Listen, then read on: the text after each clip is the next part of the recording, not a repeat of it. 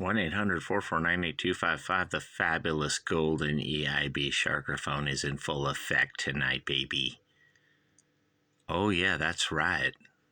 You're here. You're with Sharky forever.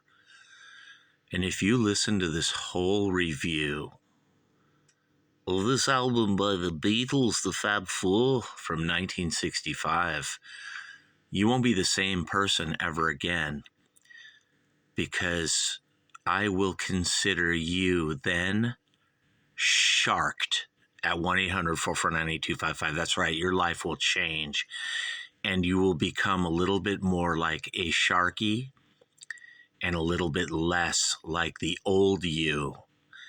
But it will be good for you, because you will question more things. You might even think deeper. You won't just jump in randomly or whatever like you used to. That can be both good and bad, but you might be more cautious. You might be more arrogant. You might be more friendly. You might be more sad, lonely, miserable, distraught, depressed, and at the same time very happy and ecstatic. Yes, you maybe just likely will be more like a Sharky, but I don't know, maybe not. Anyway, the Beatles, Help. 1965. Ouch. You're breaking me heart. Ouch. I'm falling apart. Ouch. Ow, ow, ouch. Ooh. That's right. This is Ron Nasty from the Ruttles. Even though I sound like George. All right, I'll just be George. I'm talking about the Beatles. Ouch. 1965.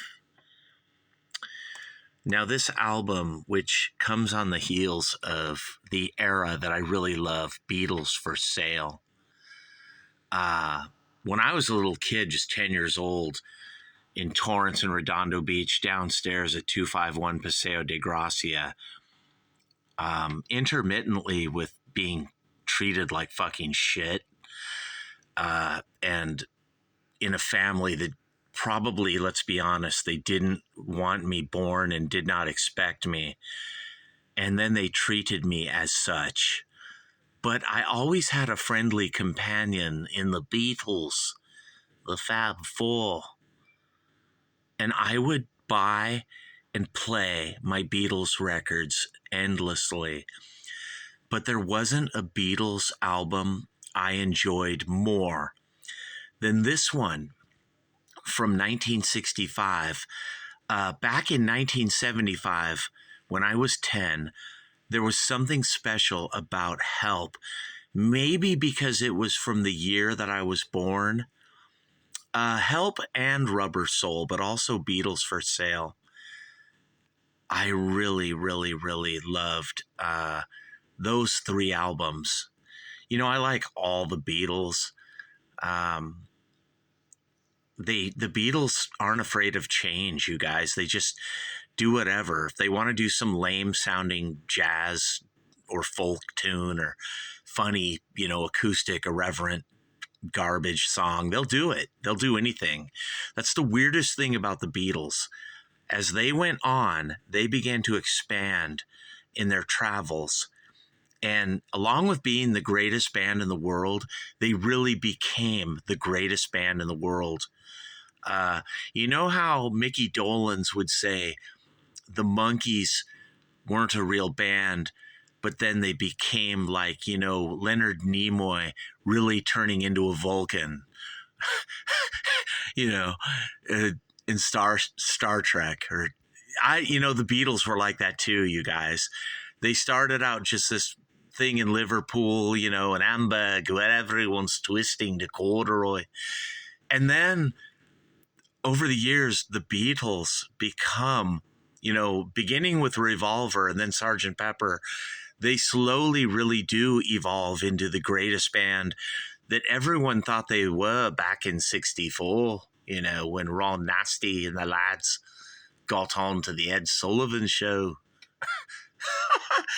No one knew in 1964 that they really were watching the greatest rock and roll band of all time. Now, this album, 1965, Help, they're not quite there yet, but in a good way, they're still staying the Fab Four here, but they're updating their sound big time for 1965 from where they were in 1964. And, me as a little kid in Torrance, Redondo Beach, walking up and down Calimere or wherever in Torrance, listening to my Beatles. The Beatles were just really special to me. Going back really to where I was in, kindergarten, I would play Rubber Soul when I was just 4 and 5 years old. And one day I went out to the living room, and I'll never forget, the album was broken.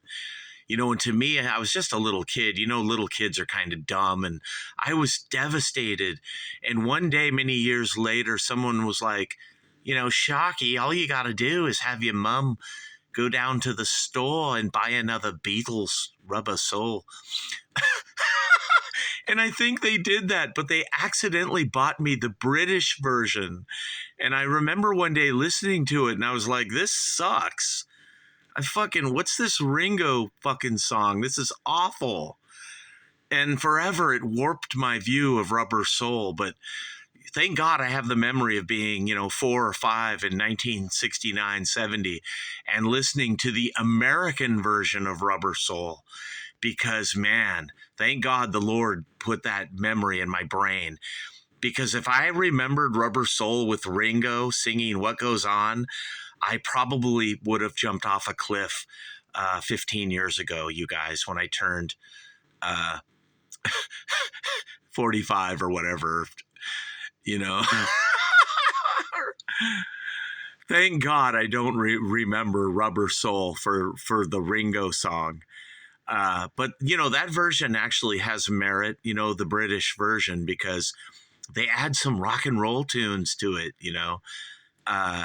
Drive My Car, is on it. But it isn't on the American version. But anyway, we're not talking about Rubber Soul. I already reviewed that one. I'm talking about Help, this album by the Beatles. And in America, we had some different album. It was really crappy with all these instrumentals on it or something. But I did get a hold of the British version. And the Beatles were doing this international symbol, like the semaphore. For they spell out help. And John was in a trough at the time. He was feeling depressed, and so he wrote Help. And how can you be depressed if you're worth 33 million and you're only 25? And John was like, I'm depressed, said George. Gets for 4. One of the stars. This thing should get 5. I love Help, you guys. And in America, of course, we never heard this album, but eventually I would hear this. And with all these songs. And, of course, Help, one of the greatest songs in the history of rock and roll music. Just amazing. The Night Before, I like the song, even though I hate Paul McCartney. I hate his music, but I love The Night Before. And a lot of people don't like this song, but I love it. Yeah, don't listen to them. They don't know what they're talking about. You got to listen to me, Clark the Shark. The Night Before, fuck, dude. Ever since when I was a little kid, I love that song, and I still love it now. And hey, you've got to hide your love away. The John Lennon song. I don't really like this song, You've Got to Hide Your Love Away. And I think it's because the guy in Pearl Jam, that fucking douchebag, Eddie Douchebag, I'm not even going to say his name. Because Eddie Douchebag sings this song, You've Got to Hide Your Love Away, now I fucking hate this song. And I hate Pearl Jam. Every fucking note by them. I hate that worthless shit. But I Need You by George is amazing, incredible. Oh, dude, I love I Need You. You gotta buy this album. If you're a young person today and you're just 23 years old and you're born in the year 2000, well, I want you to buy Help for I Need You by George. Just a beautiful, atmospheric, melodic song. It's so awesome. And then, for I have got another girl, another Paul piece of garbage, throwaway pile of shit. But I like it, I like Another Girl by Paul. I like it just like the night before. I more than accepted or tolerated, baby. I love it. And so do you. You're gonna lose that girl. Yes, yes, you're gonna lose that girl. You're gonna lose that girl, Shark. If you don't ask her out tonight, she might marry someone else. Yes, yes, Sharky, you're gonna lose that girl. For a John Lennon song from 1965, I really hate this song. I thought at the time when I was a little kid in 1975, when I would play this album or that other, version of Help, I didn't like You're Gonna Lose That Girl because it sounded like something off Beatles for Sale or something new or earlier. It sounds like 1964 Beatles. And I just thought it doesn't go with this album or something, Yeah, you're going to lose that girl. I mean, when I hear it, I always sing it and I'm rocking out to it, but I don't really like it. But this song, Ticket to Ride, once again, one of the greatest songs in the history of mankind. Just like Help by John Lennon, Ticket to Ride is where the Beatles go to the next level, and they don't join the super ranks of the superstars. The Beatles are all alone on an island millions of miles above all the other bands, especially back in 1965 with Ticket to Ride. They just go to another level. But of course, when John Lennon's sitting down to write a classic like Ticket to Ride, and it's so funny because these lyrics are about like prostitution or something, or getting some kind of ticket where you get a prostitute in England, or I don't even know. I can't put my finger on it might not even be about that. But when I think about it, that's funny. She's got a ticket to ride. When John sets out to write an amazing classic, he'll do it. And much like Imagine and, those other killer Beatles songs, A Day in the Life, Ticket to Ride is one of those. Incredible. One of the greatest songs of the 60s, you guys. I love it. Now, side two, why they put these fucking lame Ringo songs first? This should be number 7, and there should be a secret track, like a hidden silent track in between all the other Beatles songs and whenever Ringo sings. And, Act Naturally is horrible, but I love the song for some reason. And I think it's, because I like Buck Owens' version, and there's always going to be this romance where I like the Buck Owens, but then I hear the Ringo one, and I just, for whatever reason, I like it. It's mid-period to early Beatles. So, come on, you guys. I tolerate Act Naturally, and then I end up liking it or something, and then I feel like taking a bath with radioactive brown soap afterwards and cleaning myself because how the fuck do I like a Ringo song, But I do. I kind of accept and like Act Naturally. Sort of the way I like, With a Little Help from Me Friends or something, or like Yellow Submarine. Not the way that I hate What Goes On, Act Naturally. Even when I was a little kid, there was something about the song I liked. I don't know why, but It's Only Love. Oh, baby. Once again, another John Lennon classic where he goes and hits the ball out of the park, but it's like Mark McGuire. It's in the upper fourth deck, baby. Past Canseco. It's big. It's juicy. It's Only Love. One of the greatest songs ever in rock music. And man, what a classic song. John Lennon. He's outshining Paul McCartney on this album, people. He is. You Like Me Too Much is a song I like, but I don't think it belongs on this album. It reminds me of something from 1964 from Beatles for Sale. You Like Me Too Much by George. I like the song, you know. A lot of people hate that song, but not me. I like it. I remember collecting beer bottles down at Torrance Beach and humming along to that tune. You like me too much and I like you. I really do. And it's nice when you believe, Shark. If Shark leaves you, I will follow you and bring you back where Shark belongs. 'Cause I couldn't really stand it. Shark admits that he was. Oh, oh man. Well, just like Fonzie, I couldn't even say. Come on, you guys. I have to sing it. I don't even remember the song where I sing it, but come on. Even sometimes Sharky's wrong. And You Like Me Too Much. I've never said I hate You Like Me Too Much, but if I do, I am wrong. And Tell Me What You See, another song that doesn't sound like 1965. That sounds like Beatles for Sale also, you know.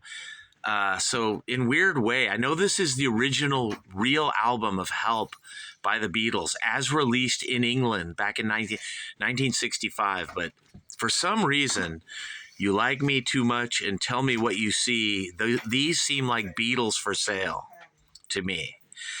I don't know why. Maybe I do know why, but I've Just Seen a Face sounds like 1965 Beatles. And on that song, Paul kind of goes to another level. That's killer. I love I've Just Seen a Face. Great song. And of course, Yesterday, which, you know, a lot of people love it. A lot of people hate it. Me, Sharky, I hate Yesterday. Can't stand that song. But, you know, I do listen to it, you guys. And when I hear it, you know, it can get a little sentimental tear in your eye. You know, yesterday. Shark believes in yesterday. Just like Harry Nilsson, you know, on that song where he patches together all the Beatles songs. You know, You Can't Do That. I want to do a Beatles song like that, you guys, where it's a Sharky Greenhouse Effect tribute. And I don't even like the song Yesterday that much. I know it's one of the Beatles' all-time sellers or supposedly greatest songs, but I don't agree, you know, or maybe it is, and I just don't know what I'm talking about, but it is what it is, you guys. The Beatles, Yesterday. It's a classic. It's awesome. And then, you know, but Sharky's not too sure about it. But then Dizzy Miss Lizzy, once again, another song that belongs on Beatles for Sale. And not even one of the better Beatles for Sale songs. Dizzy Miss Lizzy with John Lennon singing. You know, it's a kind of a rocking out tune where the Beatles are almost rocking out like the Who or something. I kind of appreciate it and like it nonetheless. I mean, for a Beatles cover, you know, by Larry Williams, you know, it's not good for the Beatles. It's horrible. But for any other band, you know, you'd be rocking out to Dizzy Miss Lizzy, you guys. But, you know, overall, in general, this album, here's the one I know, America, the Beatles. And this album had all this garbage on it, like instrumental tracks and, you know, the American version with all these instrumentals and shit. This is one I grew up with, and I was like, what is this crap? Get this off me turntable. And it's got little Beatles songs mixed in with it. You know, the American version of Help is sort of like the American version of A Hard Day's Night. You know, it's really shitty, but, you know. I wish the Beatles would have sang over those instrumentals. That would have been killer. George Martin and the Beatles missed an opportunity there. That would have been rad and ahead of its time if the Beatles would have been singing on those instrumentals. Turn them into Beatles songs. Wow, that would have been like Sgt. Pepper, but before, you know, in 1965 and 64. But anyway, this album in this period is interesting to me, like Beatles for Sale, you guys. And which evolved over in America and all these, Beatles 6 or something, or, Beatles 65. But, Babies in Black and I Don't Want to Spoil the Party from 64, those are interesting songs to me and me here, the Sharky, on the Clark the Shark Show. But this Beatles Help album, 1965, this period, is interesting to me. I like it. And of course, Rubber Soul would go to another level, you guys, where the Beatles truly would become the Beatles and become just this huge, incredible band. But they were that before that, you guys. Let's face it. When they were on the Ed Sullivan Show and before, even back in Hamburg, the Beatles were legends. Even if the Beatles were never the Beatles, somewhere in the universe, man, the Beatles are the Beatles forever. And that movie where the guy meets John Lennon, oh, yeah, that movie about the guy he's the only guy in the world and who knows the Beatles. I love that movie. And he meets John Lennon where John was a nobody, just living on a beach. And that's like me, Clark the Shark. I'm just a nobody, and I'm not supposed to be a nobody. This tangent or this thing, like Groundhog Day with Bill Murray, I'm stuck in one of those, where we all are, there's a million different lives, you guys. And there's some where I become a superstar and there's some where I become homeless and I live under a freeway. And then there's this one where I'm on the Clark the Shark Show, 1-800-449-8255, baby. And I'm talking about the Beatles Help from the golden EIB microphone. Oh, why did I call it a microphone? It's a shockraphone at 1-800-449-8255 on the fabulous Clark the Shark Show, you guys. The Beatles Help. Not really transitional album, but yes, it kind of is. They're going from the 64 Mop Tops, turning into the Beatles from Rubber Soul. But along the way, you guys, they write about 3, 4, 5 classics on this album. And there's songs from this period that aren't on the album that are interesting. Yeah, you guys, that one song that's unreleased, cool song, I like it. That Paul wrote, that the Beatles hate. John's all, I hate this song. It's so arbitrary. What is that song called? That means a lot. Yeah, Paul, that means a lot. I love that song, you guys. And it's from sort of a lost, hidden Beatles album in 1965. But there's only like 2 or 3 songs on it. The other one being If You Got Trouble by Ringo. There's not many songs on the Lost Beatles album, but you can kind of see why they're lost, because they suck and they're crap. But anyway, 1-800-449-8255, the Beatles Help. I want you to buy this album if you're 22 years old and you were born in 2001, after 9/11, after the World Trade Center fell down. You're a post 9/11 person. Well, I want you to get into the Beatles. And I want you to get into Help. That's what John wants you to do. And me, Paul. Get into Help. It's one of my favourite albums. And I just want to say, this Clark the Shark Show's gone too far where he disparages me. And I'm going to get attorneys and sue him with a lawsuit. Me, Paul. You don't disparage me because I'm bigger and I'm better and I'm smarter than you, and God did it for a reason. And John's like, no, nobody's as smart as John. I'm nasty from the Ruttles. And I wrote Ouch, 1965. Buy this album, you guys, The Clark the Shark Show, 1-800-449-8255, the Wolfman Jack on Crack from the golden EIB Sharkerphone. It's not a microphone. Don't ever believe it's a microphone, you guys. It's a Sharkerphone.